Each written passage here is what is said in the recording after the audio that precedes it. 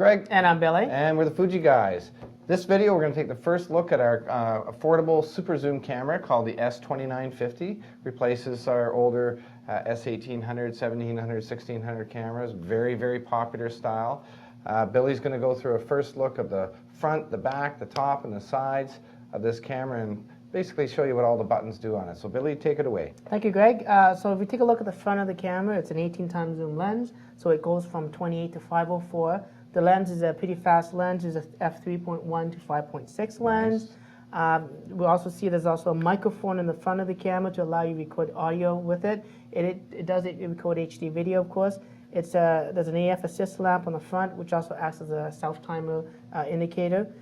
We look at the front too. There's also a flash pop-up button, and it pops up the flash, okay, which is great to have because it pulls the flash away from the lens, less red eye. Right. We have on the side of the camera the strap eyelid to attach the shoulder strap.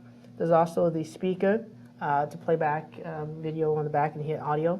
On the opposite side, we have the terminal connectors that display the mini HDMI port as well as the audio video / USB connectors.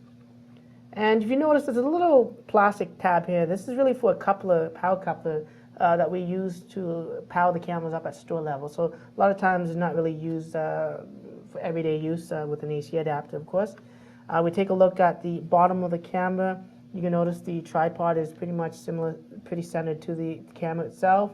We got the battery cover. We slide this lower notch open and pull it to the side. It reveals where the batteries go. It takes 4 AA batteries, which I have with me. I'll show you how to put that in. So just follow the indications really quickly. You can see that goes that way. This one goes negative, positive, and down. And of course, I'm also going to insert the SD card. It accepts both SD, SDHC, and SDXC cards. See if I can put this in correctly. I'm going to guess this way, and it works. If it doesn't go in another way, that means it's not going in correctly. I'm going to close that battery cover, and now you have it. You have a nice, good weight to the camera itself. Greg, let's take a look at the top of the camera. The top of the camera, there's the mode dial that switches from scene recognition auto mode that switches scenes for you, as well as some other features like panoramic, the HD video mode, and some manual control modes to adjust aperture and shutter on the camera. The on and off switch is right there. You just slide it over, and it turns the camera on. You got the face detection button. You got the continuous shooting mode button where you hold that down and you can adjust the different continuous shooting modes. We got the shutter release button and the telephoto, zoom control to zoom in, zoom out on the camera. Very cool. Controls very similar to the S1800. If we take a look at the back of the camera, Greg, we have a nice 3-inch LCD screen. I just turned it on, so it's telling me to select some dates and time on that. But if we take a look at the back of the camera, there is also an electronic viewfinder, which gives you that similar look like if you're looking through an SLR, but it's great because now you can use the LCD in outdoor bright sunlight without any issues. Yeah, and hold the camera steadier and hold it steady as well. So that's a great feature to have with this style of camera, Greg.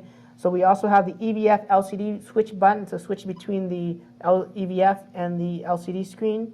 The playback button, a famous Fuji F button to give you quick access to things like ISO controls.